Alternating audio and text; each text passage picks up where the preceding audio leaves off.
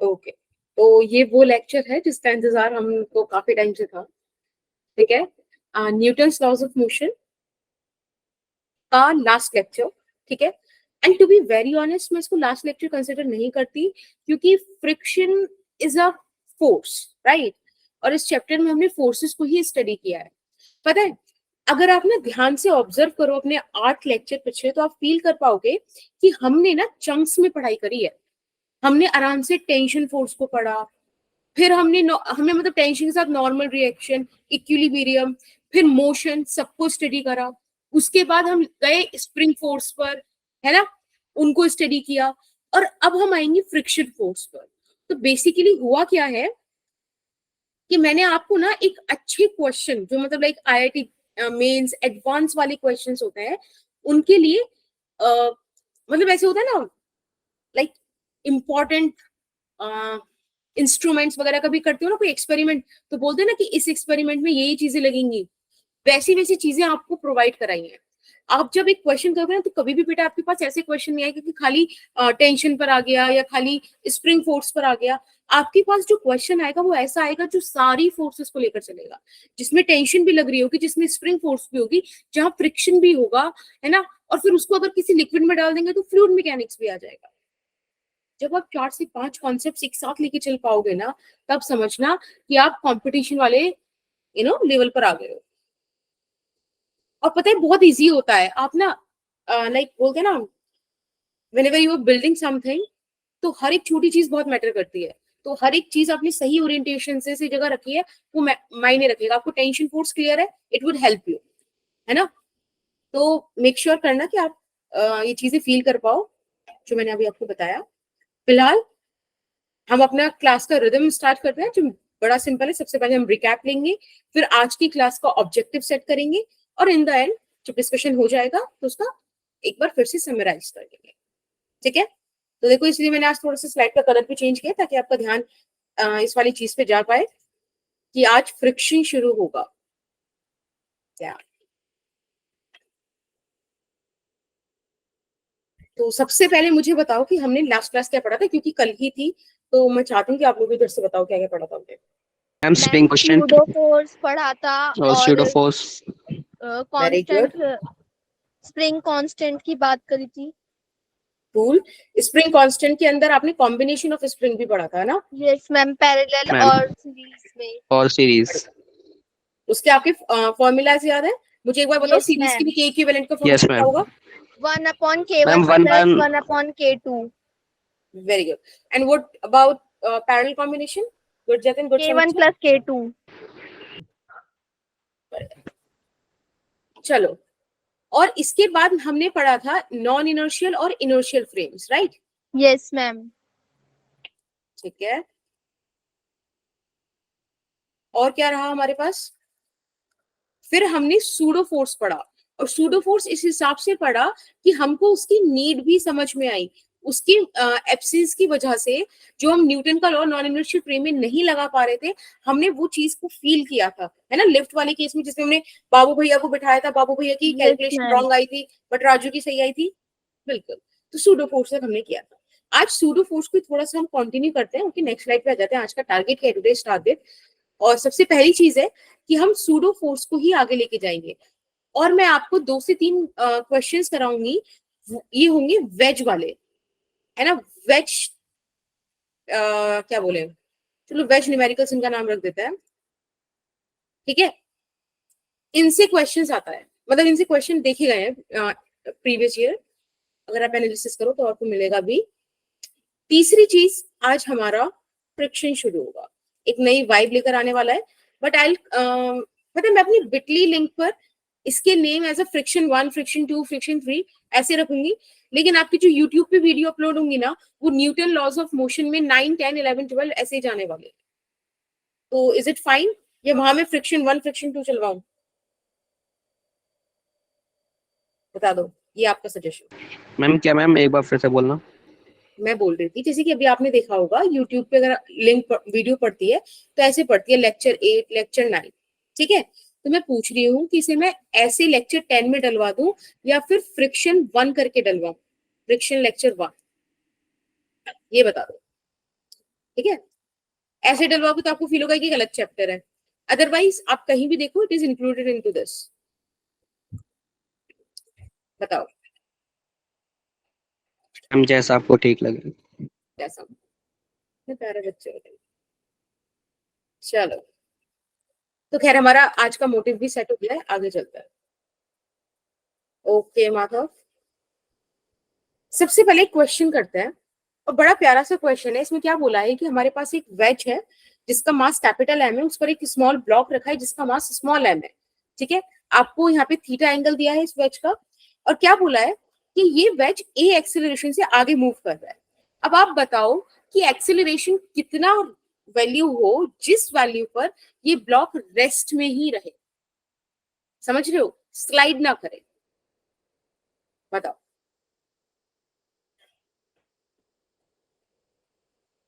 और इसके साथ ना एक क्वेश्चन और ऐड कर लो, एक और question, find out the force.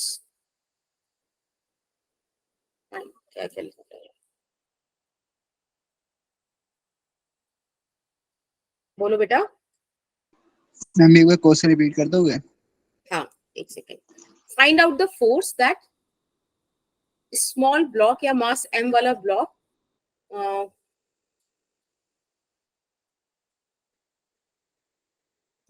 ठीक है, वाली फोर्स भी निकालो जो स्मॉल एम कैपिटल एम पे निकाल रहा है। एक बार मैं फिर से क्वेश्चन एक्सप्लेन कर देती हूँ। क्वेश्चन ये कहता है कि हमारे पास एक कैपिटल एम वाला ब्लॉक है, देखो जो ट्राइंगल शेप में, that is known as wedge. ठीक है, उसके ऊपर हमने एक स्मॉल सा ब्लॉक रखा हुआ है जिसका मास स्मॉल एम है। आपने क्या करा, आपने कैपिटल एम को यानी कि वेज को एक्सिलरेट किया, मास एम को नहीं छुआ है, लेकिन कैपिटल एम अगर एक्सिलरेट होगा तो आप यूजुअली सोचो जो ब्लॉक है वो भी तो स्लाइड डाउन करेगा ना। पर हमें ऐसा एक्सिलरेशन का वैल्यू निकालना है जहां पर ये ब्लॉक नीचे ना गिरे, मूव ना करे, रेस्ट में रहे। ठीक है, सबसे पहला पार्ट तो यही है कि आपको वो एक्सेलरेशन फाइंड आउट करना है। दूसरा पार्ट मैंने अभी भी ऐड किया, वो ये है कि ये जो छोटा सा ब्लॉक है ना, मास एम वाला, स्मॉल एम वाला, वो कैपिटल एम पर कितनी फोर्स लगा रहा है। दो चीजें हैं, और अभी टाइम हो रहा है बेटा 1842।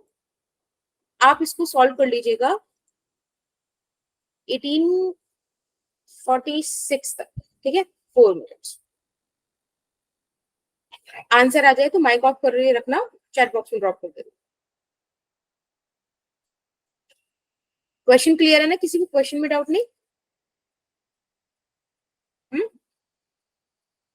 ओके।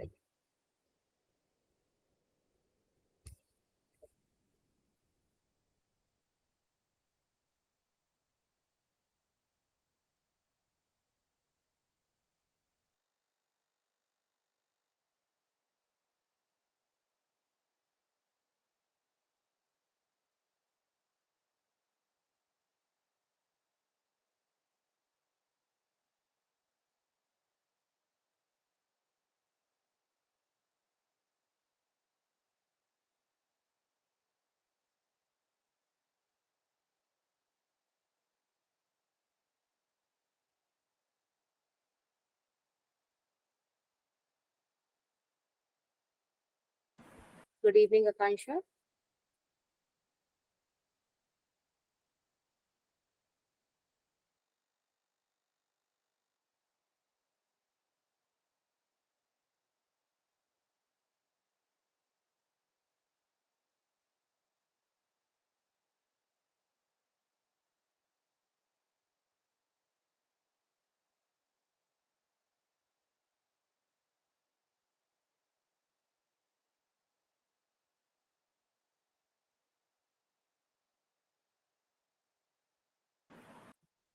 ओके, कोई नहीं आकांक्षा, ये वाला क्वेश्चन ट्राई करो, सूडो फोर्स पर ही है। ओके, कृष्णा ने आंसर किया है। कृष्णा, ये आपने एक्सेलरेशन को आंसर किया है, राइट? Yes ma'am. ओके, वो मैंने लिखना भूल गया, मैं उसका इसमें। नहीं नहीं कोई इशू नहीं, चलो फर्स्ट पार्ट हो गया, सेकंड पार्ट निकालो।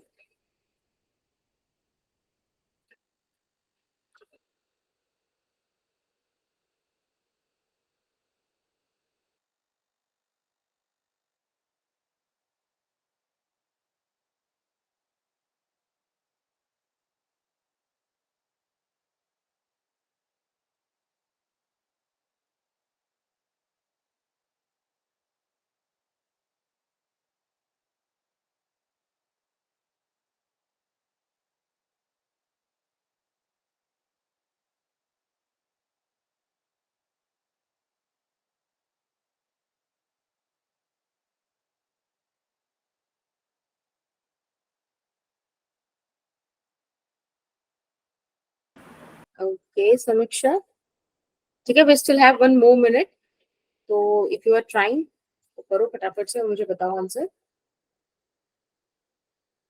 And time is up. ठीक है, मैं करा दूं अभी, हाँ या ना?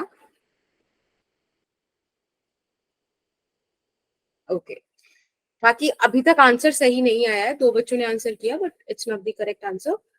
Let's check it out. देखो, मैंने आपको कल एक प्रिविलेज बताई थी कि अगर हम नॉन इनर्शियल फ्रेम को अपनी कैलकुलेशन के लिए सेलेक्ट करते हैं तो उसकी प्रिविलेज क्या है कि हमें वो सिस्टम 0 एक्सेलरेशन पे मिल जाता है ना? तो यही बेहतर होगा कि मैं नॉन इनर्शियल फ्रेम में बैठ जाऊं, मतलब मैं नहीं बैठूंगी, ऑब्वियसली राजू भैया बैठेंगे, नाना ना बाबू भैया, दो बंदे मिक्स हो गए, राइट? तो यही तो बेटर रहेगा कि हम non inertial frame of reference को एक्सेप्ट करें, उससे काम करें आगे। See you need to reply. Yes, ma'am. Okay, तो एक काम करते हैं, ये वाला डायग्राम एक बार फिर से बनाते हैं। हमारे पास एक वेज है, समथिंग लाइक दिस, उस पर एक छोटा सा ब्लॉक एम रखा हुआ है, ठीक है? यहाँ Ma'am, एंगल screen share हो गई।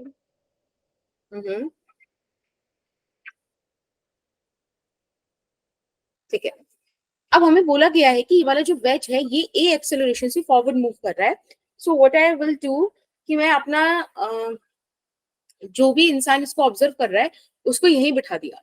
अब ये वाला बंदा भी तो ए एक्सेलरेशन से जा रहा है, यानी कि we enter the non inertial frame of reference. हम non inertial frame of reference में एंटर कर गए। नॉन इनर्शियल, आई होप गलत तो लग रही है इसमें, इनर्शियल, ठीक है, this is the short form of frame of reference. बेटा एक बात बताओ, नॉन इनर्शियल मैंने आपको बोला था आप बिल्कुल इसको पिछले अपने सारे नॉर्मल डिस्कशंस की तरह रख सकते हो अगर आप इसमें सूडो फोर्स मार्क कर दो। सूडो फोर्स का मैंने आपको फॉर्मूला बताया था -m into a, जहां पे m था mass of that object which you are observing और a था acceleration of the observer. Is that okay? तो अगर मैं ये वाला ब्लॉक देखूं, ये वाला m वाला ब्लॉक देखते हैं, चलो यहीं पे देखते हैं। तो देखो इस पर एम ए इस डायरेक्शन में आएगा ना, अभी आएगा, एक सेकेंड, एक सेकेंड,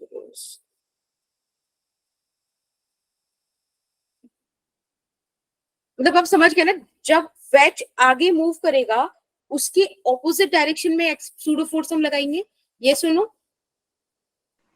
यस मैम।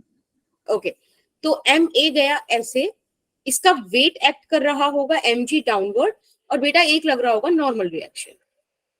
क्या ये सारी फोर्सेस होंगी? Yes ma'am. Ma'am screen pause, ओ ठीक है। ठीक, हाँ। अब इट्स बेटर ना कि अगर मैं एक्स और वाई एक्सिस को थीटा एंगल पर घुमा दूं, अगर मैं ऐसे एक्स एक्सिस मान लूं और इसकी परपेंडिकुलर ऐसे वाई एक्सिस मान लूं तो चीजें थोड़ी बेटर हो जाएंगी मेरे लिए, है ना? तो मैंने क्या करा कि यहाँ पर माना एम ब्लॉक, और मुझे पता है कि एम जी इस तरह से एक्ट कर रहा है, राइट? एम ए इस तरह से जा रहा है, normal reaction along the y axis जा रहा है, राइट बेटा? तो यही एंगल थीटा होगा ना? बताओ, अगर this angle is theta then this angle is also theta ना? बोलो। Yes ma'am. ठीक है, if this angle is theta, so and this angle is 90 degrees, since x and y axis they are supposed to be perpendicular to each other, तो ये वाला बचा हुआ कितना हो गया 90 minus theta, again this angle is 90 degree, तो कुल मिला के ये एंगल भी थीटा हो गया। कोई दिक्कत? ही बीच का मैं हटा दूं, सारा बेकार में गंदा सा हो गया। बताओ, ये चीज में कोई दिक्कत जो मैंने अभी अब मार्किंग करके दिखाई आपको, क्योंकि मैं यहाँ पे कंपोनेंट्स ब्रेक करने वाली हूँ, सो आई नीड कि आपको यहाँ पे क्लियरिटी है, ठीक है? अब आप कुछ नहीं करो, एम ए के कंपोनेंट्स ब्रेक कर दो, इधर चला जाएगा एम ए कॉस थीटा, इधर आ जाएगा m a sine theta, right? ऐसे ही आप जब एम जी के कंपोनेंट्स ब्रेक करोगे तो इधर आ जाएगा एम जी कॉस थीटा और इधर चला जाएगा एम जी साइन थीटा। देखो, जब आपको थीटा इधर मेंशन हो ना तो यूजुअली आपको इंक्लाइन प्लेन पे mg sin थीटा का फॉर्म ही मिलेगा, ठीक है। ध्यान रखना थीटा इधर की तरफ, अगर कहीं और मानोगे तो फिर 90 माइनस थीटा वाली सिचुएशन आ जाएंगी, तो उसके लिए मैं रटना ज्यादा प्रेफर करती नहीं, आप हर बार कंपोनेंट्स ब्रेक करते हो ज्यादा सही रहेगा, बट स्टिल एक छोटी सी ऑब्जर्वेशन है। क्या ये चीज सबको समझ में आ रही है जो हमने कंपोनेंट्स ब्रेक किए? Yes, ma'am. ठीक है। Yes, ma'am. अब हमसे क्या बोला गया है, हमें वो सिचुएशन में एक्सेलरेशन निकालना है जब स्मॉल m रेस्ट में है, मास m इज एट रेस्ट, ये सिचुएशन हमको वर्कआउट करनी है। तो अगर ये वाली चीज मेरे पास है तो कितना सिंपल हो जाएगा, अगर मैं सिंपल बोल दूं कि भाई x के जितने कंपोनेंट्स हैं उनको बराबर रख लो, y के जो कंपोनेंट्स हैं उनको बराबर रख लो, तो आप देखो आपके पास एक इक्वेशन बन जाएगी ma cos theta is equals to mg sin theta. बेटा यहां से तो आपके लिए आ गया एक्सेलरेशन, m से m cancel, acceleration is g sin theta by cos theta and it would give you g tan theta. Is that fine? Ma'am मैंने मार्क्स रखने में गलती कर दी, ये मैंने वो बड़ा सेफ, बेटा कर दिया। ओके, ये वो सेफेस्ट एक्सेलरेशन है इस ब्लॉक का जिस पर मतलब जो वेज है उसका सेफेस्ट एक्सेलरेशन जिसमें स्मॉल m रेस्ट में रहेगा, ठीक है। अब सेकेंड चीज मैंने आपसे पूछी थी कि भाई ये स्मॉल m कैपिटल M पर कितनी फोर्स लगा रहा है, तो इट्स नॉर्मल रिएक्शन, ये जो नॉर्मल रिएक्शन है वही तो फोर्स होगी ना, तो मुझे सेकंड पार्ट में क्या फाइंड आउट करना है, नॉर्मल रिएक्शन। उसके लिए मुझे वाई एक्सिस में इक्विलिब्रियम देखना पड़ेगा। अगर आप वाई एक्सिस में इक्विलिब्रियम देखोगे तो आप लिख पाओगे कि n is equals to mg cos theta plus ma sin theta, ये सुनो, Yes, ma'am. ठीक है। तो बस आप एक ही जगह वैल्यू पुट कर दो, which is g tan theta. अभी वियर्ड सा इक्वेशन भले ही लग रहा है but this is your answer, mg common ले लो, it is cos theta plus tan theta into sin theta, ठीक है। देखो जब किसी क्वेश्चन में आपको वेरिएबल्स दिए हुए हो ना और आपसे कुछ चीजें पूछी जाए तो आपको उन्हीं गिवन वेरिएबल्स की फॉर्म में आंसर करना होता है। तो अब जी ऐसी चीज है जो हमको पता है कि जी का या तो 9.8 रखोगे या 10 रखोगे, थीटा आपको क्वेश्चन में मेंशन था, है ना, आपको स्मॉल m मेंशन था, तो कोशिश करो इन्हीं में आंसर आए। कोई दिक्कत किसी को? मैम No, आपने ma'am. स्यूडो फोर्स का यूज क्या करा था इसमें? क्या बेटा? स्यूडो फोर्स का यूज क्या करा था मैम आपने इसमें? देखो सूडो फोर्स हमने सबसे पहले यूज करी, ये बाहर निकल कर ही इसलिए आ पाया, ये रही सूडो फोर्स, ओके मैम। है ना। देखो एक्सेलरेशन इधर है और हमने फोर्स पीछे लगाई है, क्यों? क्योंकि सूडो फोर्स का फॉर्मूला होता है माइनस m इंटू ए, ठीक है। आगे चले एक और क्वेश्चन करोगे वेज वाला? Yes ma'am. Yes, ma'am. है ये क्वेश्चन प्यारा है, देखो इसमें टेंशन आ गई, पुली आ गई।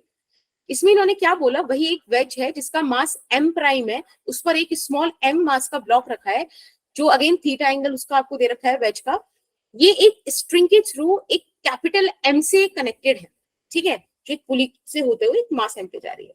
अब आपसे क्वेश्चन पूछा गया है कि इस हैंगिंग ब्लॉक का कितना मास होना चाहिए कि स्मॉल m m प्राइम पर मूव ना करे, ठीक है, कितना मास होना चाहिए। अच्छा क्वेश्चन है, इसको ट्राई करो, अभी टाइम हो रहा है 18:54। I'll give you 4 minutes to solve this question ना, आराम से ट्राई करो, मुझे आंसर करो।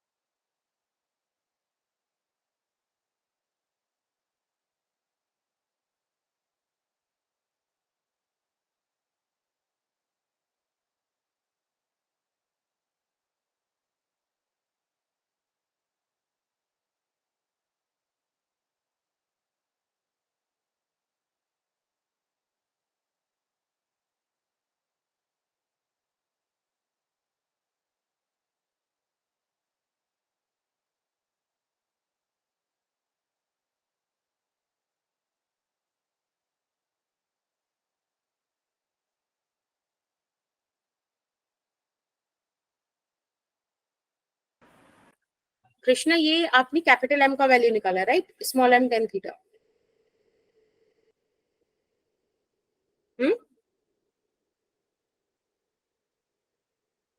यस मैम, मैंने वो कैपिटल एम का वैल्यू निकाला।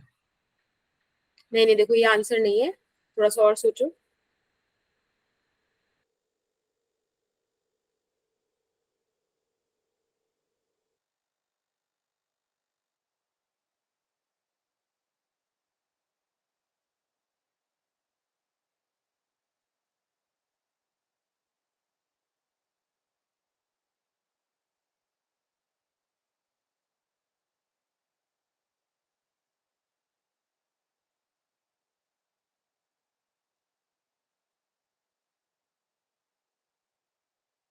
मैम जो आंसर है वो मैम एम प्राइम की नोटेशन में लिखना है, वो उसमें एम प्राइम को यूज करना। हाँ बिल्कुल, जो आपने यहाँ पे गिवन वेरिएबल्स है, देखो गिवन वेरिएबल्स क्या है, small m, m prime, theta, ठीक है, ये गिवन वेरिएबल्स, इनकी फॉर्म में आंसर आएगा। प्रशांत आप क्या पूछ रहे हो? मुझे आपका क्वेश्चन समझ में नहीं, आप क्या पूछने जा रहे हो क्वेश्चन में? ओवर क्या बात? अच्छा क्वेश्चन में, हाँ बेटा, ओवर के बाद एम प्राइम है, सही से लिख देते हैं।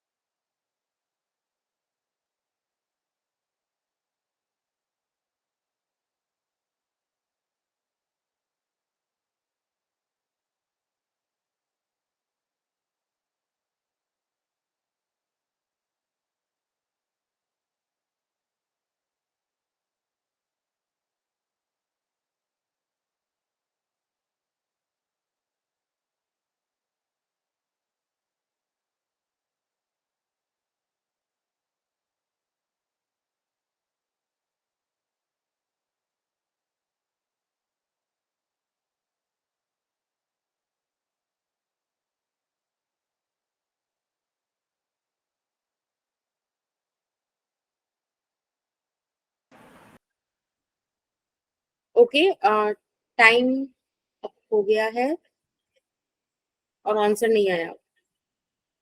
नहीं कृष्णा, ये आंसर भी नहीं है, काफी वियर्ड सी एक्सप्रेशन आएगी, ठीक है? अभी मैं कराऊं? Yes ma'am.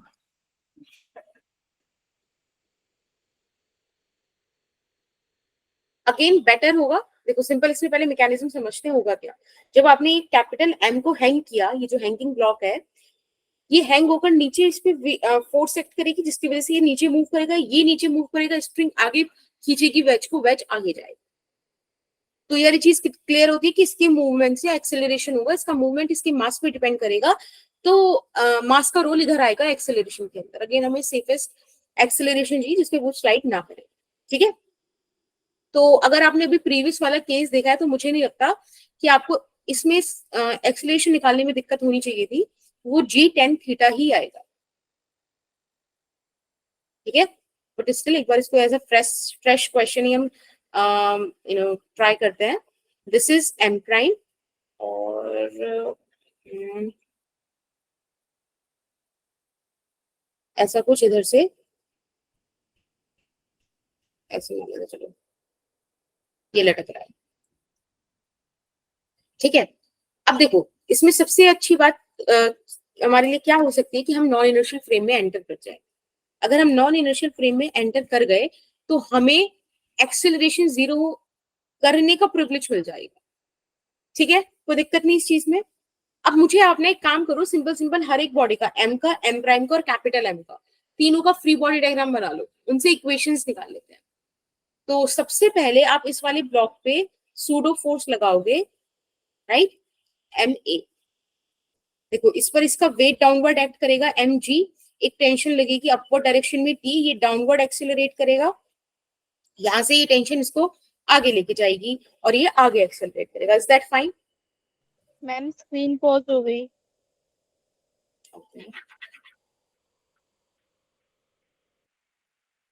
विजिबल है ना? यस मैम जो साक्षी मैम है उनकी भी स्क्रीन पॉज होती है, मैंने आज तक फिजिक्स की क्लास में स्क्रीन पॉज होते देखी है। केमिस्ट्री मैथ्स में भी होती होगी, बायो में भी होती होगी, कैसे बात करते नहीं, हैं आज तक देखी वो तो नहीं। बच्चे बताते हैं। मैम वहाँ पे नहीं होती। नो मैम वहाँ नहीं हुई आज तक। वो पता है ना, तुम ऐसे फ्रेंड्स हो कि नहीं, ऐसे कैसे बातें कर रहे हो? होती है। यार कभी 12th का लेक्चर देखो तो वहाँ बच्चे कितने सपोर्टिव है, बोलते नहीं है कि स्क्रीन स्टक है, ऐसे बोलते हैं स्क्रीन विजिबल है, तो मुझे समझ में आता है कि भाई स्क्रीन स्टक हो रही है बेचारों के लिए। और अगर उनकी किसी लेक्चर में स्क्रीन स्टक कर जाए तो रिकॉर्डिंग ऑन करते ही मुझे बताते हैं कि हम केमिस्ट्री में स्क्रीन स्टक कर गई, मैथ्स में कर गई या बायो में कर गई। So nice. ऐसे चलो कोई नहीं, सीख जाओगे धीरे धीरे ना 12th में आते आते। कैपिटल एम पर आओ, सॉरी स्मॉल एम पर। अगर आप स्मॉल एम को देखो तो इधर एम ए लग रहा है, डाउनवर्ड एम जी जा रहा है और ऐसे नॉर्मल रिएक्शन जा रहा है ना, जैसे प्रीवियस केस में पढ़ा था आपने। तो आप सिंपली समझ गए ना कि इसको आप कैसे ब्रेक करोगे? बोलो। एक्स एक्सिस वाई एक्सिस को इस डायरेक्शन में ले लो ना, सिंपली हो जाएगा ये ऐसे। यहाँ पर आ जाएगा एम ए कॉस थीटा, क्योंकि थीटा इस तरफ है, इधर चला जाएगा एम ए साइन थीटा। दूसरे कलर से हम एम जी को ब्रेक कर देते हैं, तो इधर आ जाएगा एम जी कॉस थीटा और इधर आ जाएगा एम जी साइन थीटा। जब आप इनको इक्वेट करोगे तो आपको मिल जाएगा, देखो m a cos theta is equals to m g sine theta, और बेटा इसको आप इक्वेट करोगे तो आपको मिल जाएगा एक्सेलरेशन जी टेन थीटा। लेकिन इस बार ना, हाँ इस बार ना काम खाली इससे चलेगा नहीं, क्योंकि हमसे एक्सेलरेशन तो पूछा ही नहीं, हमसे कैपिटल एम के बारे में पूछा जा रहा है। तो एक बात देखो, जब वो ब्लॉक गिरा नहीं, यानी कि एम प्राइम और स्मॉल एम ये एक सिस्टम हुआ है कि नहीं? if that block is not dropping or it's not sliding, it is at rest, तो m प्राइम और m मिलकर एक सिस्टम होगा। अब आप ध्यान से देखो, इस पूरे सिस्टम, इस पूरे m प्राइम प्लस m, इतने मास को कौन खींच रहा है? एक फोर्स टेंशन खींच रही है। ये एक्सेलरेशन के बराबर आएगा कि नहीं आएगा? इस इक्वेशन में किसी को दिक्कत आती है? No ma'am. भाई हाँ बोलो माधव। मैम एक बार रिपीट कर दो ये वाला डायग्राम। ठीक है, देखो मैं ये कह रही हूँ, ये जो m प्राइम है और ये जो m है, ये एक सिस्टम हुआ ना, एक बॉडी हुई ना। भाई m गिर थोड़ी रहा है, वो उसी जगह पर है ना, उसी को तो हम स्टडी कर रहे हैं। तो Yes, ma'am. जब ये पूरी एक बॉडी हुई तो उसका mass total m prime plus m हो गया। अब आपको क्या बताया था कि F net is equal to m into a, हम रखते हैं as per Newton second law. तो यहाँ पे नेट फोर्स कितनी है टेंशन की, देखो यहाँ रख दिया। टोटल मास कितना हो गया m प्राइम प्लस m, किससे मूव कर रहा है? a एक्सेलरेशन से। तो ये वाली फोर्स आ गई, नई वाली इक्वेशन है हमारे पास, mark it as equation first. ठीक है, इसको हम Okay, लिख ma'am. देते हैं, यहाँ पे मैं एक लाइन लिख देती हूँ ताकि आपको दिक्कत ना हो आगे। Considering m prime and m as a system, ठीक है, और यहाँ पर आपने यूज किया है न्यूटन सेकेंड लॉ।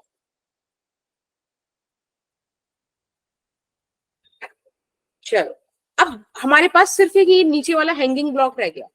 अब इस हैंगिंग ब्लॉक को और देख लेते हैं।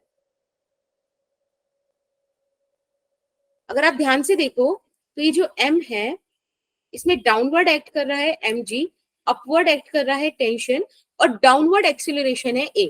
यानी कि जब आप इसकी इक्वेशन लिखोगे तो आप लिखोगे mg minus t is equals to ma। Is that okay? This is your equation number second. अभी अभी आपने एक इक्वेशन मुझे दी है कि ma'am tension is equals to m prime plus m into a। बस मैं इन दोनों इक्वेशंस को ऐड कर देती हूँ, मेरा काम बन जाएगा। यहाँ पे mg is equals to m a plus m prime a plus m a. अब आप ए का वैल्यू रख दीजिएगा जी टेन थीटा। ठीक है, एक सेकेंड, इस इक्वेशन में जल्दी से एक काम करो, खुद से सॉल्व करना स्टार्ट करो। एक्सीलरेशन की जगह जी टेन थीटा रखो और m को इधर ले आते हैं, तो ये हो जाएगा mg minus m g tan theta is equals to m prime g tan theta और क्या आ जाएगा plus m g tan theta. ऐसा कुछ होगा? Yes ma'am. Ma'am okay, obviously यहाँ से हम जी टेन थीटा कॉमन भी ले सकते हैं। यहाँ से हमने एम जी कॉमन लिया, it would B 1 minus ten theta, और इधर से हमने ये कॉमन ले लिया, ये m प्राइम प्लस m। अब g से g कैंसिल, देखो यहाँ से आपको कैपिटल M का वैल्यू मिल गया। ये तो हमको चाहिए था, है कि नहीं?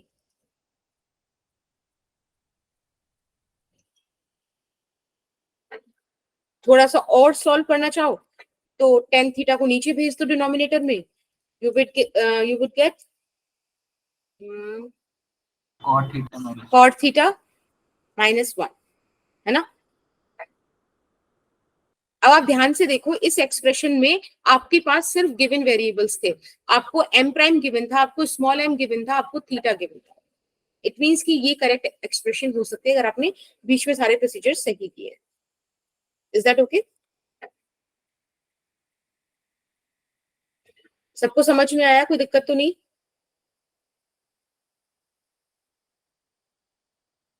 ओके, समीक्षा को क्लियर हो गया? एक बार थम्स अप कर दो, ठीक है, अगर आपको समझ में आ रहा है। माइक ऑन करके बोल दो तो ज्यादा अच्छा है। चलो, जतिन को भी क्लियर हो गया? आ गया ma'am. Okay, Krishna, Akanksha, Siddharth, Suchita, Prashant, Piyush, okay, Sakshi, आपको क्लियर है? Sakshi, Madhav, Sujeeta, is it okay? Okay, चलो, माधव को क्लियर है। ओम, आपको भी क्लियर है बेटा? ठीक है, एक और क्वेश्चन करते हैं। आई होप इस बार आप कर दोगे। देखो, मैंने आपको बताया था जब शायद हमारा बहुत पहले भी इनर्शियल नॉन इनर्शियल का डिस्कशन हुआ था कि टाइम एक ऐसी क्वांटिटी है जो इनर्शियल और नॉन इनर्शियल पर डिपेंड नहीं करती, है ना? टाइम हमेशा सेम रहता है। इनवेरिएंट क्वांटिटी, अगर आपको नाम याद आया हो तो, तुमने रिलेटिव वेलोसिटी वगैरह पढ़ा था, याद है? किसी को नहीं याद? यस मैम, याद है। तो यहाँ पर ना आप उसी कॉन्सेप्ट का फायदा उठा सकते हो। आपसे पूछा जा रहा है वो टाइम बताओ जिसमें स्मॉल m पॉइंट ए से स्लाइड करके पॉइंट बी में आ जाए, पॉइंट बी पर आ जाए, और उनके बीच डिस्टेंस l है। ये वेज और ये ब्लॉक एक लिफ्ट में है और वो लिफ्ट ए नॉट एक्सिलरेशन से अपवर्ड एक्सिलरेट कर रही है। ठीक है, आपको वो टाइम निकालना है जिसमें ये पॉइंट ए से पॉइंट बी पर आ जाएगा। अभी टाइम हो रहा है 1909। आप लोग 1913 तक बता दो, ठीक है? 4 minutes and then I'll do it.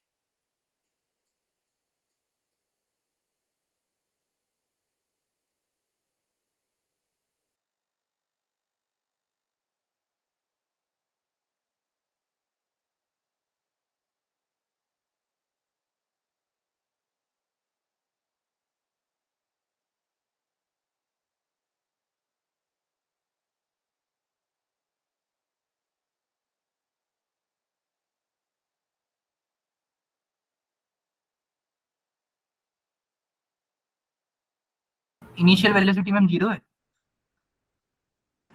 हाँ बेटा,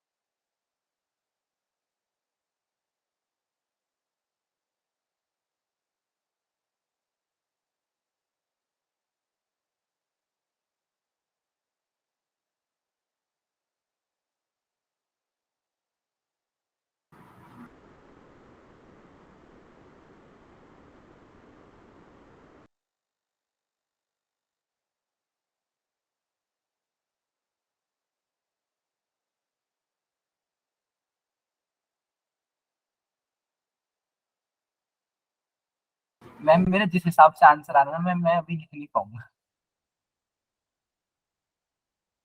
अरे नहीं बोलूं नहीं, मैं? तुम बताओ बताओ। मैम पूरे पे रूट आएगा और उस L अपॉन ब्रैकेट में ma'am G plus A not और पूरा मल्टीप्लाई होगा कॉस थीटा। मतलब क्लोज हो। Close ma'am? अच्छा मैंने माइनस माइनस लगाना है क्या मैम वहाँ पे? नहीं G नहीं, minus. Time can not be negative ना, टाइम की बात हो रही है। थोड़ा सा देखो, एक आध, बस एक आध चीजें मतलब अलग है, एक्सप्रेशन क्लोज है।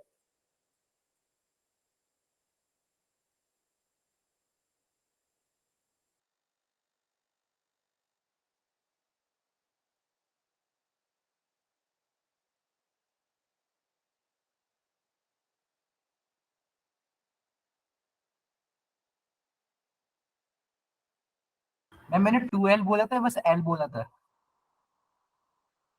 एल बोला था, एल 2L बाय, है, 2L है मैम। हाँ, तो 2L upon 2L upon G plus A not पूरा हाँ मल्टीप्लाई होगा कॉस थीटा से।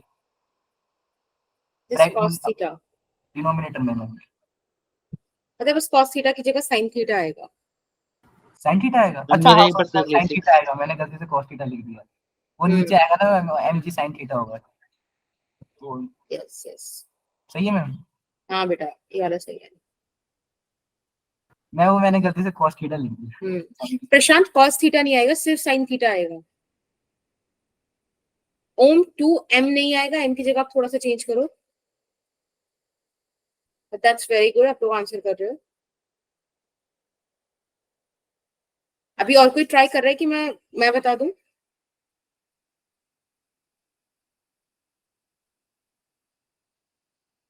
नहीं,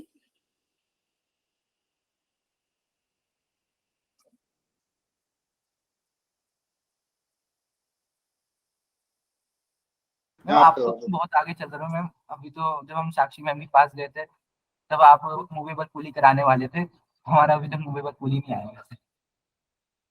अच्छा, नहीं वैसे पता है यहाँ पे ना काफी डिटेल लेक्चर हो गया है, तो आई गेस अब सभी बराबर आ गए हैं। वहाँ पे भी Newton's laws of motion complete होने वाला होगा। मैम आज तो हमें वो कराया था मैम स्प्रिंग स्प्रिंग फोर्स। हाँ, तो it's just the matter of 2 or 3 lectures I guess. Ma'am so उनका थोड़ा ऑर्डर भी अलग है मैम आपसे कराने का, उनका ऑर्डर भी अच्छा, अलग है, आप थोड़ा अलग ऑर्डर में करा हाँ दें। तो वही ना, देखो इफ देयर आर 2 इंडिविजुअल्स तो वो तो डिफरेंस आएगा ही, हर जगह सीज करता है ना चीज, एग्जिस्ट करती है। ठीक है, अब हम ये वाला क्वेश्चन देखते हैं। अगेन लिफ्ट मूव कर रही है, lift is a non inertial frame, it's better to be in it. तो हम यहाँ बिठा देंगे हमारे बाबू भैया को कि भाई आप यहाँ से, इनका चश्मा नहीं भूल सकते हैं, हाँ, कि आप यहाँ से बैठ के जो है ऑब्जर्व करो। ठीक है बाबू भैया, कोई बीबी से कुछ और नहीं समझना है, ठीक है। यस मैम वो ए नॉट एक्सेलरेशन हाँ, force 0।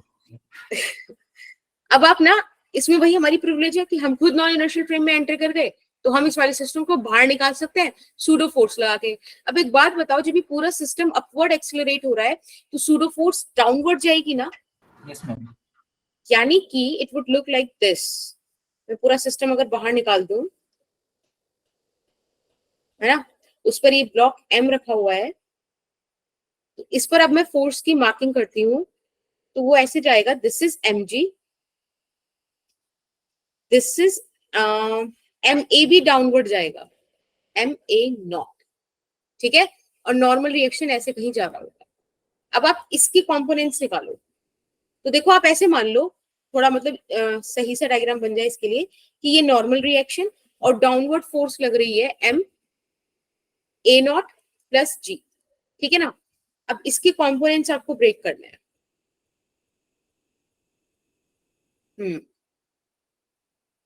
This angle is theta, this angle is theta, ठीक है।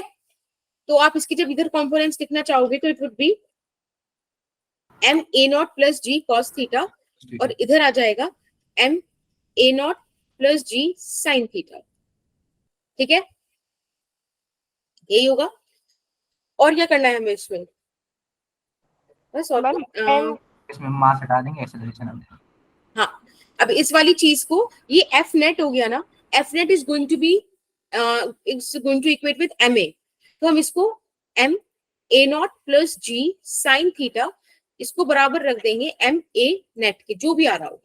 तो देखो एम से एम कैंसिल और यहाँ से ए नेट का वैल्यू आ गया a naught plus g multiplied by sine theta, यानी कि ये जो ब्लॉक है इस एक्सीलरेशन से मूव करेगा।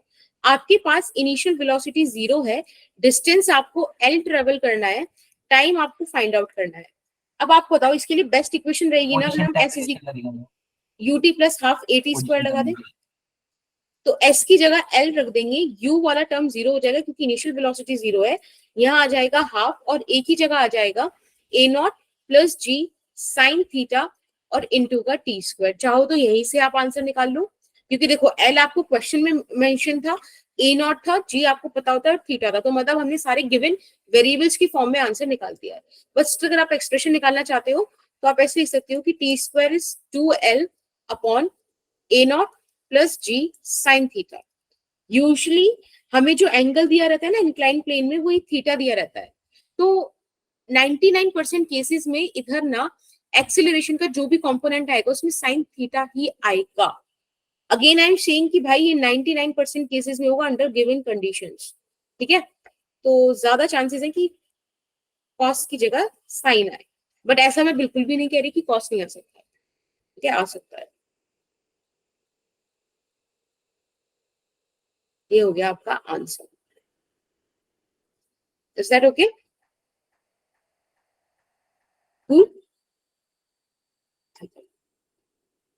अब बात करते हैं फ्रिक्शन फोर्स की।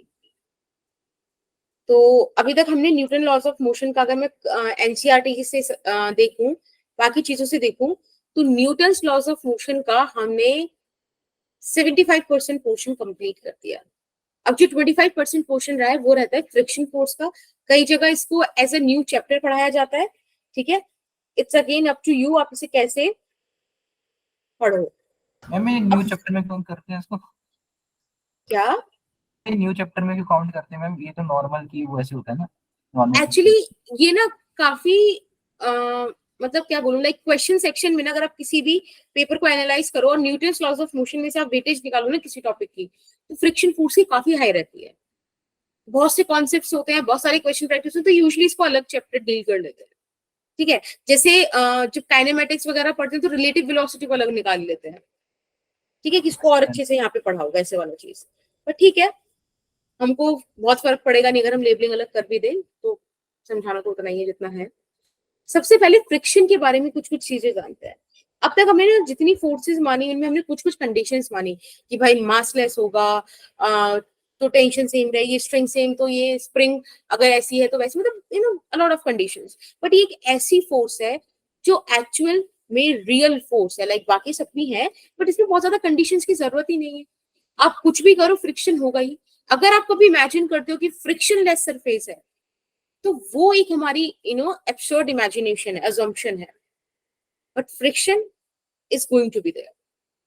अगर आपको कभी मौका मिले कोलकाता वगैरह या फिर किसी भी साइंस सिटी में जाने का, कोलकाता का आई गेस सबसे बड़ा है इंडिया का, तो वहां पे आप देख पाओगे कि उन्होंने ना एक ऐसी लंबा सा कुछ रॉड रखा हुआ है स्टील वगैरह का, और ये बोला गया है कि 99% उतना, मतलब ये फ्रिक्शनलेस सरफेस है। अदरवाइज किसी सरफेस को फ्रिक्शनलेस करना इज वेरी डिफिकल्ट। तो ऐसा कभी मौका मिले तो आप घूम के आना। हम उस पर चढ़ने भी देते हैं। नहीं, चढ़ने नहीं देते, ठीक है, बस वैसे बताते हैं कि देख लो। वो आई थिंक एक तो चैम्बर में भी बंद है।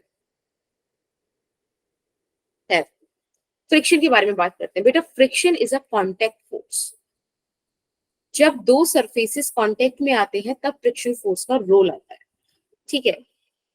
फ्रिक्शन फोर्स एडजस्टिंग भी होती है और इसका एक पार्ट फिक्स्ड भी होता है। अब आप कहोगे ये क्या, तो बेसिकली फ्रिक्शन के कुछ टाइप्स होते हैं, उसमें से एक पर्टिकुलर टाइप है जो भी हम एक दो स्लाइड में पढ़ने वाले हैं, कि वो एडजस्टेबल है। आपने 2 न्यूटन लगाया वो 2 न्यूटन लगा देगा, आपने 3 लगाया वो 3 लगा देगा, आपने 4 लगाया वो 4 लगा देगा। एक सर्टेन लिमिट के बाद, सपोज 10 न्यूटन उसकी लिमिट है, 10 न्यूटन के बाद अगर आप 11 न्यूटन लगाते हो तो वो फिर एक कांस्टेंट फोर्स लगाएगा। 12 पर भी वही लगेगी, 50 पर भी वही लगेगी, 100 पर भी वही लगेगी। 10 तक वो एडजस्ट करेगा और 10 के बाद कांस्टेंट हो जाएगा। समझ रहे हो क्या मतलब था इसका? मैम वो पता है थोड़ा नीचे यूजुअली, भी आ जाता है 10 से, जो हाँ काइनेटिक फ्रिक्शन बनता है।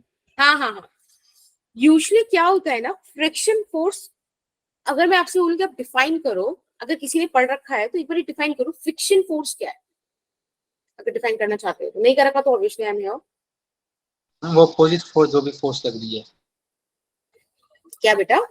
जब सरफेस पे कोई अपोजिट फोर्स हम लगाते हैं, फोर्स उसके अपोजिट फोर्स काम करे। अच्छा, देखो इसकी ना एक बड़ी इंपॉर्टेंट फील है, और वो फील ये है, it is a force, it is that force which oppose the relative motion. It opposes the relative motion in between two bodies. इसको यहां से पकड़ के चलना, यही आपको फील देगा ये वर्ड रिलेटिव मोशन। यूजुअली लोग बोलते हैं कि मोशन को अपोज करता है फ्रिक्शन, नहीं, गलत है। वो रिलेटिव मोशन को अपोज करता है। मैंने बताया ये कांटेक्ट फोर्सेस है। अब देखो जैसे हमारे ये दो हाथ हैं, हम इनको रब कराएं, ये जो रब करा रहे हैं, तो ये जिसमें वॉच पहन रखी है, ये वाला हाथ आगे जा रहा है, इस वाले हाथ के रिस्पेक्ट में ये वाला हाथ पीछे रह जा रहा है। समझ रहे हो? एक एस्पेक्ट तो ये हुआ देखने का। अगर मैं ये वाले हाथ के बारे में बात करूं तो इसके हिसाब से आगे जो वॉच वाला हाथ है वो आगे जा रहा है ना, इसके हिसाब से। तो ये ना रिलेटिव मोशन होता है हमेशा दो सरफेसेस के बीच में। उस रिलेटिव मोशन को अपोज करता है फ्रिक्शन फोर्स। थोड़ा समझ में आया? Yes ma'am. आप ना ऐसे भी कह सकते हो रिलेटिव मोशन के मतलब रिलेटिव मोशन अपोज करता है, और ये अपोज करता है, it opposes the tendency of relative motion. देखो मैं वो जब जो आप दो किसी, बॉडी कांटेक्ट है उसके एक के रिस्पेक्ट में दूसरे का मोशन होगा उसको। एग्जैक्टली। अब देखो जैसे कि सपोज दो बॉडी, कोई हैवियर ब्लॉक है, आप उसको, कोई कवर्ड है, आप अपने मम्मी ने बोला आपके ने कि भाई इसको हटाओ यहाँ से, आप उसको हटाना चाह रहे हो, तो ऐसे एकदम से आपकी टच करते तो नहीं भागने लगेगा वो, है ना? फिर थोड़ा सा फोर्स लगोगे, बिल्कुल भी घूम देगा, फिर हल्का सा मूव करेगा। तो वो मतलब एक एक पॉइंट होता होगा ना, एक एज होती होगी जिसके बाद वो जस्ट मूव कर जाएगा, जिससे पहले वो मूव नहीं कर रहा। एक पर्टिकुलर इंस्टेंट, एक पर्टिकुलर फोर्स होगा। वो फील आ रही है इस वाली चीज की? ये बिल्कुल एकदम से ऐसे भर गया, बस अब मूव कर जाएगा हल्की सी फोर्स से। फील हुआ ये वाली चीज या नहीं? तो ये होता है वो जो ट्रांजिशन होता है ना रेस्ट से मोशन में जाने का, दैट ट्रांजिशन बेसिकली टेंडेंसी है रिलेटिव मोशन की, कि बस अब वो मूव करने वाला है, मोशन में आया नहीं है, बट अब रेस्ट में भी प्रॉपर नहीं है, वो मोशन में आने वाला है। तो ये जो टेंडेंसी है ना, उसको भी ये अपोज करता है। ठीक है? और क्या बातें हो सकती हैं फ्रिक्शन के बारे में? एक बात ये है कि ये हमेशा पेयर में एग्जिस्ट करता है as per the Newton's third law of motion. ठीक है? चलो उसको आगे लिख देंगे। मैम फ्रिक्शन का पेयर कैसे होता है? अभी अभी देखेंगे। It acts tangentially to the surface of contact. जो भी दो सरफेसेस जिस भी पॉइंट पे मिले हुए हैं ना, कॉन्टेक्ट में है, उस पॉइंट के टेंजेंशियली ये एक्ट करता है। देखो ये जो इतनी सारी बातें हैं, एक बार इनमें को पढ़ो, कुछ समझ में ना तो मुझे बताओ, फिर मैं नेक्स्ट स्लाइड पे इसको और फील देती हूँ फ्रिक्शन का।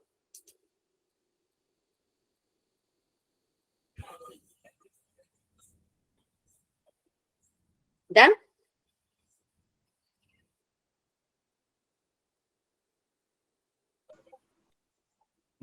हो गया बेटा? मैम फील चाहिए मैम। हाँ हाँ, बोलो माधव। हम थर्ड वाला एक्सप्लेन करो। ओके, थर्ड वाला, चलो ये वाले पॉइंट्स में बताती हूँ। देखो नेक्स्ट टॉपिक भी है फ्रिक्शन का फील। अब इसका फील लेंगे हम। Yes ma'am. देखो सपोज यहाँ पर एक बॉडी है, let's say it is body ए। ठीक है? ये एक बॉडी बी के ऊपर रखी है, इस तरह से। अब हो क्या रहा है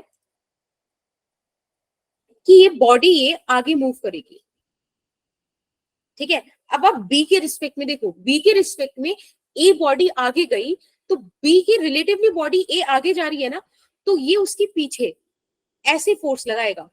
ये हो गई friction force on a due to b. क्या बोला मैंने इसको? Friction force on body a due to body b. Is that okay? और आपने देखा ये टेंजेंशियली गई, भाई इनका कांटेक्ट पॉइंट तो ये था ना, उस पॉइंट के टेंजेंशियली एक्ट करा है ना, तो यहां एक्ट करेगी ना यहां एक्ट करेगी। कहां एक्ट करेगी? टेंजेंशियली। अब समझ में आया माधव? Yes ma'am. ओके। अब आप ए के रिस्पेक्ट में देखो, जब आप ए के रिस्पेक्ट में देखोगे तब आप देखोगे कि जो बॉडी बी है वो पीछे जा रही है ना? Yes ma'am. ये वाली पोस्ट में हटा देती हूँ, एक मिनट। ए के रिस्पेक्ट में बॉडी बी इस डायरेक्शन में जा रही है, तो वो यहां ऐसे फोर्स लगाएगा, friction force on body B due to A. ये क्या हो गया? This is the direction of motion of body A with respect to B, ठीक है ना। Similarly it is the direction of motion of body B with respect to A। Feel हुआ क्या ये वाली चीज?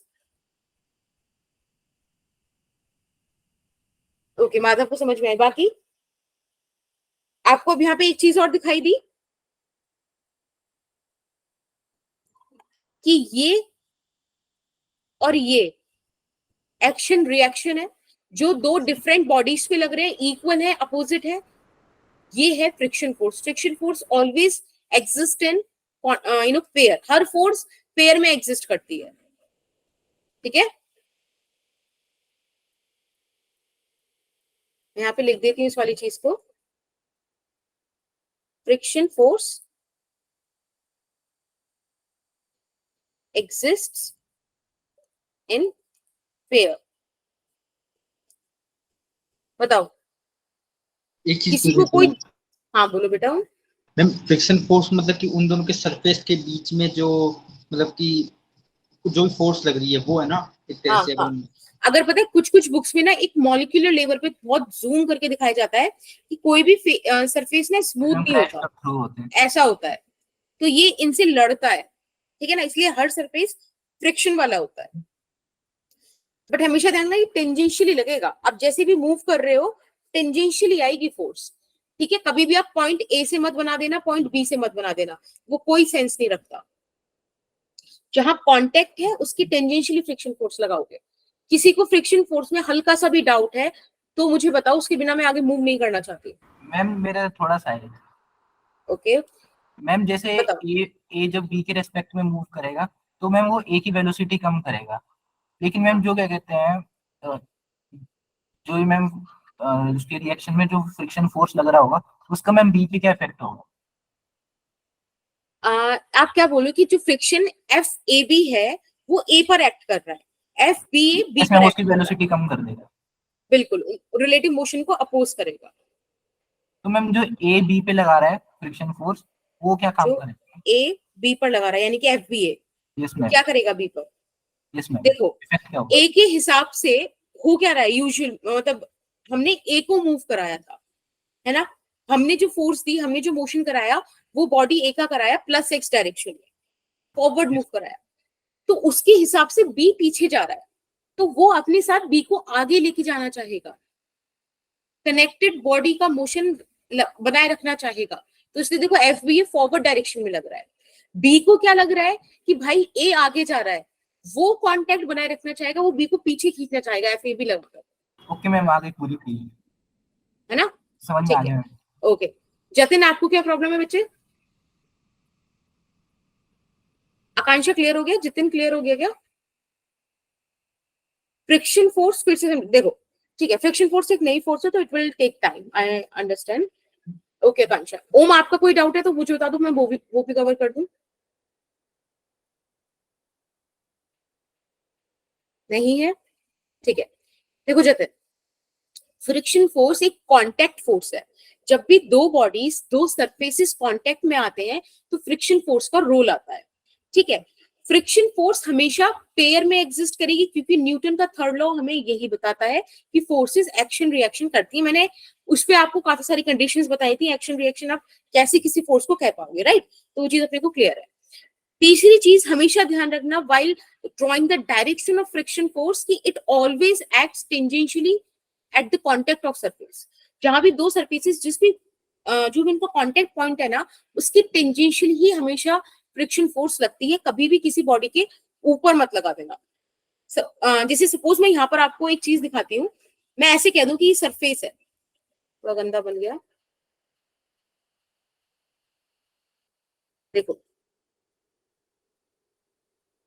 जैसे कि ये सरफेस है, ठीक है, ये भी रफ होगा। अब ये भी इस बी पर फोर्स लगाएगा, अगर बी पीछे मूव कर रहा है तो इस पे आगे की तरफ फोर्स लगाएगा, लेकिन कैसे लगाएगा, जो कांटेक्ट वाला पॉइंट है ना उसी से tangentially. Is that okay Jatin? अभी क्लियर होता है क्या थोड़ा बहुत? Yes, ma'am. ओके, चलो अब मैं लास्ट टॉपिक इंट्रोड्यूस करती हूँ, that is types of friction. और पता है, इसको समझना जिंदगी में सबसे इजी चीज है, क्योंकि ये ह्यूमन टेंडेंसी को बहुत कॉपी करता है।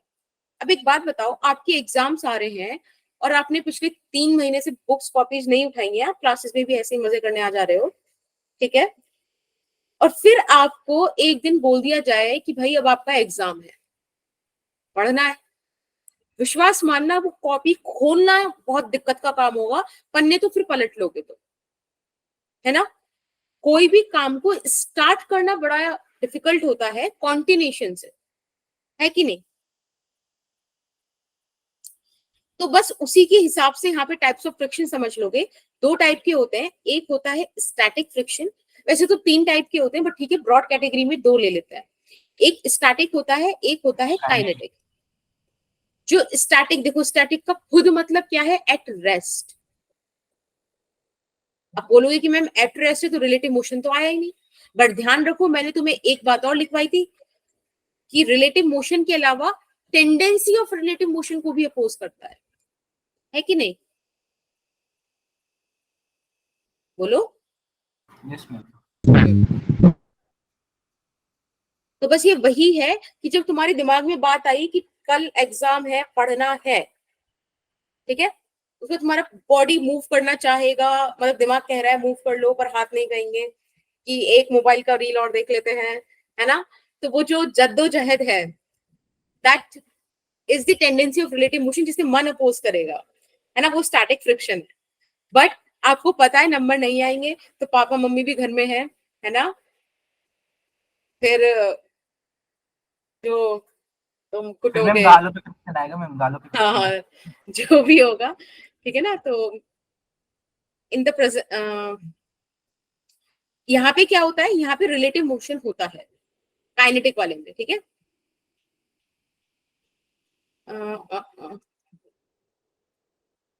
रिलेटिव मोशन इज प्रेजेंट, ठीक है। इसका सबसे ब्यूटीफुल एग्जाम्पल ही ये है कि कोई बहुत भारी सा अपने घर का कोई कबर्ड, कोई ब्लॉक, कोई बॉक्स, कुछ भी कंसीडर कर लो, ठीक है, आपको बोल दिया जाए कि इसको हटाना है तो उसको हिलाना मुश्किल है, आप उसको चलाते रहना इजी पड़ेगा, ठीक है। So that's all for today's lecture. Friction बहुत ही बेसिक से इंट्रोड्यूस किया, फ्रिक्शन है क्या उसका फील दिया, फ्रिक्शन के टाइप्स पढ़े। कल हम इजी पढ़ेंगे, जब हमें भी पता है कि भाई काइनेटिक फ्रिक्शन ईज है तो हम भी काइनेटिक फ्रिक्शन पहले निपटाएंगे, ठीक है ना, हम भी तकलीफ बाद में लेंगे स्टैटिक फ्रिक्शन वाली। आई टोल्ड यू ये वाला टॉपिक ना बहुत ह्यूमन टेंडेंसी पर बेस्ड है, बिल्कुल हो। मैम आप So पहले that's में it. काइनेटिक कराओगे? हाँ, थोड़ा सा काइनेटिक चलाएंगे यूजुअली पहले। मैम ये स्टैटिक कराते हैं ना, पहले फिर काइनेटिक कराते कोई इशू नहीं, काइनेटिक समझ जाओ, काइनेटिक फील कर लो, उसके बाद स्टैटिक कर लेंगे। काइनेटिक बार फील हो जाएगा ना तो फिर बताना इजी होगा कि मैक्सिमम पे जाके दैट लिमिट इज स्टैटिक, उसके पीछे एडजस्टिंग है। हाँ बोलो, एक मिनट एक मिनट माधव को एक डाउट लेती हूँ बेटा। टेंडेंसी मीन्स कि जहां पर मोशन अभी स्टार्ट हुआ नहीं है बट होने वाला है, जैसे मैंने आपको बताया कि किसी ऑब्जेक्ट को मूव करने में 10 न्यूटन का फोर्स लगता है। आपने 2 लगाया तो वो नहीं मूव कर रहा, 3 लगाया नहीं मूव कर रहा, 4 नहीं, 8 नहीं, लेकिन जैसे ही आप 10 लगाओगे अब वो 10.1 पे मूव कर जाएगा, समझ रहे हो? तो दैट इज टेंडेंसी, उस टेंडेंसी को भी अपोज करता है क्योंकि स्टैटिक फ्रिक्शन है। Is that okay Madhav? Yes, ma'am. Okay, Om बताओ बेटा क्या क्वेश्चन था? मैम जैसे जो मैम प्रीवियस चैप्टर थे ना मैम, तो मतलब हाँ, अब जब मैम जैसे उनकी रिवीजन करते ना तो थोड़ा भूल से डाउट जाते आता है। हैं कुछ कुछ कॉन्सेप्ट मैम। हाँ हाँ, मैम तो तो फिर एक काम क्या करो, जैसे कि सपोज तुम मेरे नोट से गो थ्रू कर रहे हो, तुम्हें वहां डाउट आया है तो उसका तुम स्क्रीनशॉट लेके मुझे व्हाट्सएप कर दो, ठीक है? ज्यादा डाउट्स हैं तो मेक श्योर करो कि तुम ग्रुप पे, अनऑफिशियल ग्रुप पे कर दो। अगर बच्चे आपस में तुमको एक्सप्लेन कर पा रहे हैं तो दैट्स ओके, नहीं समझ आता है तो तुम मुझे पर्सनली भेज दो, ठीक है? और मुझे बता देना कि मैं आज डाउट भेजने वाला हूँ, तो हम थोड़ा सा निकाल लेंगे टाइम। इज दैट और ओके? मैम एक और चीज था मैम, जैसे जो मैम आप ये कॉन्सेप्ट पढ़ा रहे हो मैम, मतलब कि इतना ही अगर मैम पढ़ लें तो ये मैम सफिशिएंट है ना वैसे? हाँ, ये थ्योरी अगर तुम मुझे बल्कि ज्यादा बोलोगे तो मैं तुम्हें थ्योरी थोड़ी सी डिक्टेट और कर दूंगी, ठीक है? अदरवाइज ये नोट्स परफेक्ट है, जो मैं आपको बोलती हूँ उतना समझ में आता है। एक बार 1.5 1.75x की स्पीड पे यूट्यूब से गुजर जाया करो उस वाली वीडियो को देख के ना, तो तुम्हें क्लियर हो जाएगा नोट्स बना के। हाँ, मेक श्योर करो जब यूट्यूब पे तुम ये वीडियो देखो ना, उससे पहले तुम्हारे नोट्स मेरी क्लास में ही बने हुए हो, उन नोट्स को सामने रखो, लेक्चर चलाओ और देख लो, तुम्हें बिल्कुल क्रिस्टल क्लियर हो जाएगा कॉन्सेप्ट। मैम फिजिक्स की थोड़ी थोड़ी रियल लाइफ से रिलेटेड होती है ना, तो ध्यान रहती है लंबे टाइम तक। हाँ, और हाँ मतलब नहीं है दैट्स गुड, बट अगर नहीं भी रहे तो मतलब ये चीज सही है, ठीक है? ट्राई करना।